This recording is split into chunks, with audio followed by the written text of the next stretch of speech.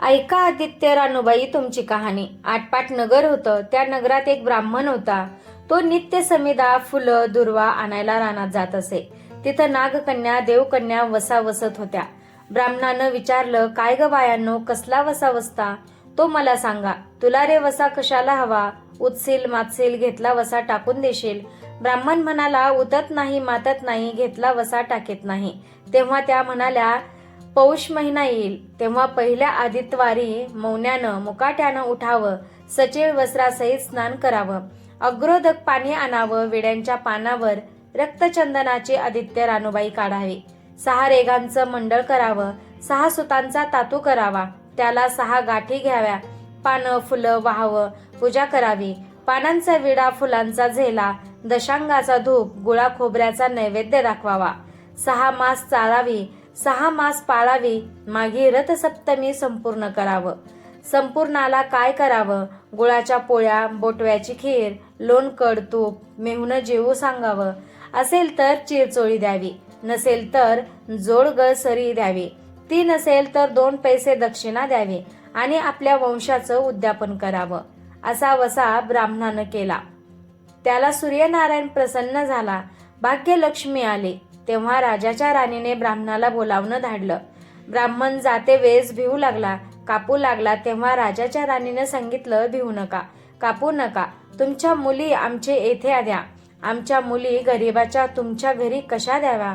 दासी कराल, बटकी कराल. राणी म्हणाली, दासी करीत नाही, बटकी करीत नाही. राजाची राणी करू, प्रधानाची राणी करू.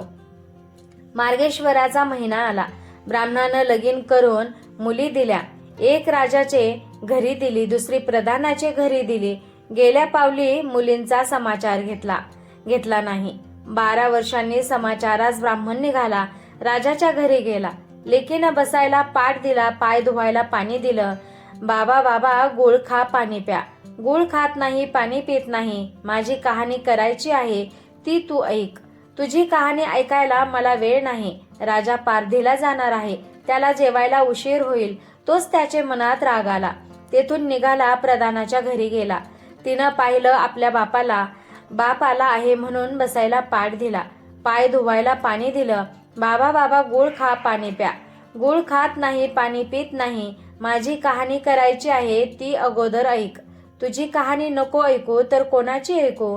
घरात गेली, उतरंडीचे 6 मोते आणले. 3 आपण घेतली, 3 बापाच्या हातात दिली. त्याने मनोभावे कहाणी सांगितली. लेकीनं चित्त भावे ती ऐकली. नंतर जेवून खाऊन बाप आपल्या घरी आला. बायकोनं विचारलं, मुलीचा समाचार कसा आहे? जिनं कहाणी ऐकली नाही. ती दारिद्र्याने पिडली, दुःखानं व्यापलं. राजा मुलखावर निघून गेला. जिनं कहाणी ऐकली होती ती भाग्यानं नंदत आहे.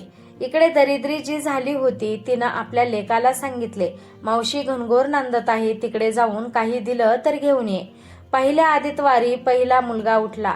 तळ्याच्या पाळी जाऊन उभा राहिला. अगं दासींनो, तुम्ही दाशी कोणाच्या?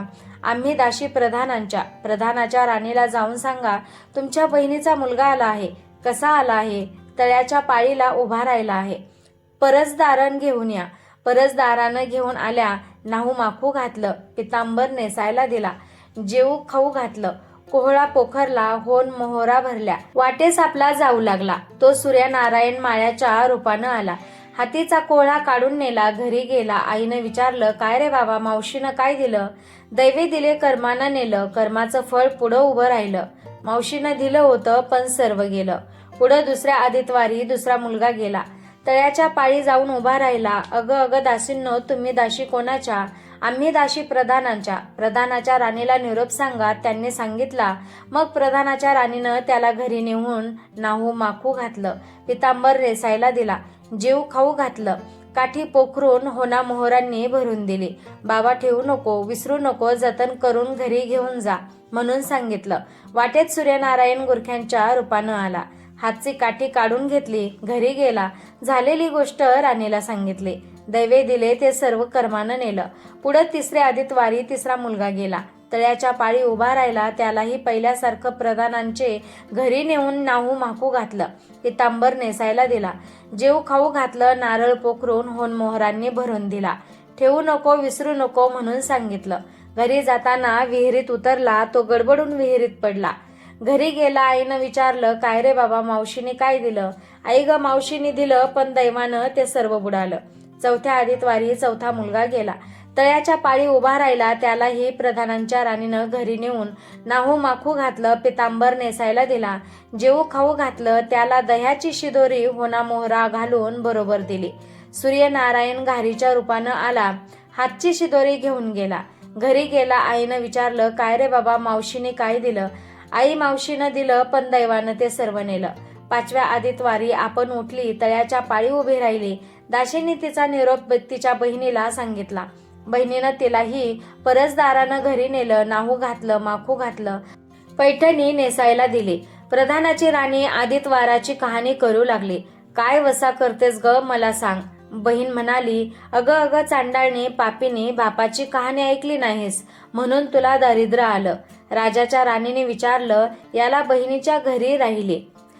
पौष आला. सांगितल्याप्रमाणे सूर्यनारायणाची पूजा केली. इकडे राजाला भाग्य आलं. राजानं बोलावू धाडलं. मावशी मावशी, तुला छत्र आले, चामर आले, पाईप आले, परवर आले. मला रे पापीनीला छत्र कोठले, चामर कोठले, पाईप कोठले, परवर कोठे? बाहेर जाऊन दाराशी बघतात तो राजा बोलावू आला आहे. राजा आला तरी घरी जायला निघाले. एकमेकींना बहिणी बहिणींनी आहेर केले. वाटेनं जाऊ लागले. पहिल्या मजलेत स्वयंपाक केला. राजाला वाढलं, मुलांना वाढलं. आपण पान वाढून घेतलं. तो कहाणीची आठवण झाली. करारे हाकारे पिटारे डांगोरा, नगरात कोणी उपाशी आहे का? याचा शोध करा. तुझ्या बाईची कहाणी ऐकून मला काय फळ? माझं पोट भरलं पाहिजे असं म्हणून तो राणीकडे आला. तसे 6 मोते राणीनं घेऊन 3 त्याला दिली. 3 आपल्या हातात ठेवली. मनोभावे कहाणी सांगितले. चित्तभावे त्यानं ऐकली. त्याची लाकडाची मोळी होती, ती सोन्याची झाली. तो म्हणाला, बाई बाई, कहाणी ऐकल्याचं एवढं फळ, मग वसा घेतल्याचं किती फळ? काय वसा आहे तो मला सांगा. तुला रे वसा कशाला हवा? उचसील मातसील, घेतला वसा टाकून देशील. उतत नाही मातत नाही, घेतला वसा टाकीत नाही. तेव्हा वसा सांगितला. पुढे दुसऱ्या मजलेस गेले. स्वयंपाक केला. राजाला वाढला, मुलांना वाढलं. आपलं पान वाढून घेतलं.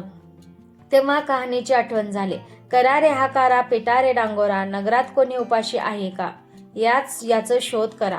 उपाशी नाही, काही नाही. माळ्याच्या मळा पिकत नाही, विहिरीला पाणी लागत नाही. असा एक माळी चिंतेनं बसला आहे. त्याला हाक मारले, आमच्या बाईची कहाणी ऐक. तो आला. राणीनं 6 मोते घेऊन 3 आपण घेतली, 3 माळ्याला दिले. राणीनं कहाणी मनोभावे सांगितले. चित्तभावे माळ्यानं ऐकले. माळ्याचा मळा पिकू लागला. विहिरीला पाणी आलं. तो म्हणाला, बाई बाई, कहाणी ऐकल्यावर एवढं फळ, मग वसा घेतल्याचं काय फळ? काय वसा असेल तो मला सांगा. मग राणीनं त्याला वसा सांगितला. पुढं तिसऱ्या मजलेस गेली. स्वयंपाक केला. राजाला वाढलं, मुलांना वाढलं. आपलं पान वाढून घेतलं. तेव्हा कहाणीची आठवण झाली. करारे हाकारा पिटारे डांगोरा, नगरात कोणी उपाशी आहे का? याचा शोध करा. उपाशी नाही, काही नाही. एक म्हातारी, तिचा एक मुलगा वनात गेला होता. एक डोहात बुडाला होता, एक सर्पानं खाल्ला होता. त्यामुळे चिंताक्रांत बसली होती. तिला म्हणाले, आमच्या बाईची कहाणी ऐकू.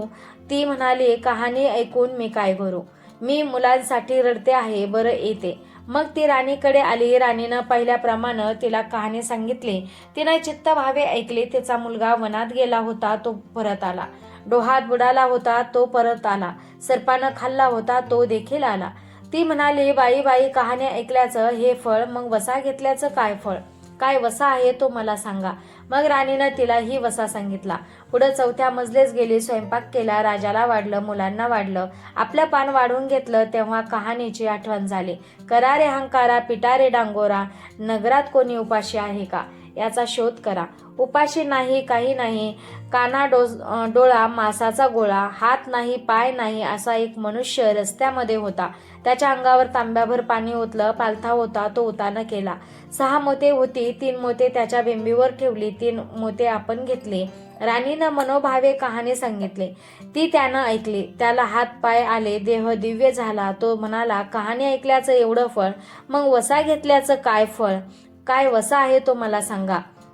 मग राणीनं त्याला वसा सांगितला. 5व्या मुक्कामाला घरी आली. स्वयंपाक केला. सूर्यनारायण जेवायला आले. 7 दरवाजे उघडले. लोह गंगाळ पाणी तापवलं. पडस पक्वान्न जेवायला केली. सूर्यनारायण भोजनाला बसले. त्यांना पहिल्या घासाला केस लागला. ते म्हणाले, अगं अगं, कोणाच्या पापिनीचा केस आहे? राजाच्या राणीला 12 वर्ष दरिद्र आलं होतं. तिनं आधीत वारी वळचळणी खाली बसून केस विंचरले होते. काळच वाळवट डोईचा केस, वळचणीची काडी डाव्या खांद्यावरून वेसीबाहेर टांगून दे. राजाच्या राणीला सूर्यनारायणाचा कोप झाला. तसा कोणाला होऊ नये.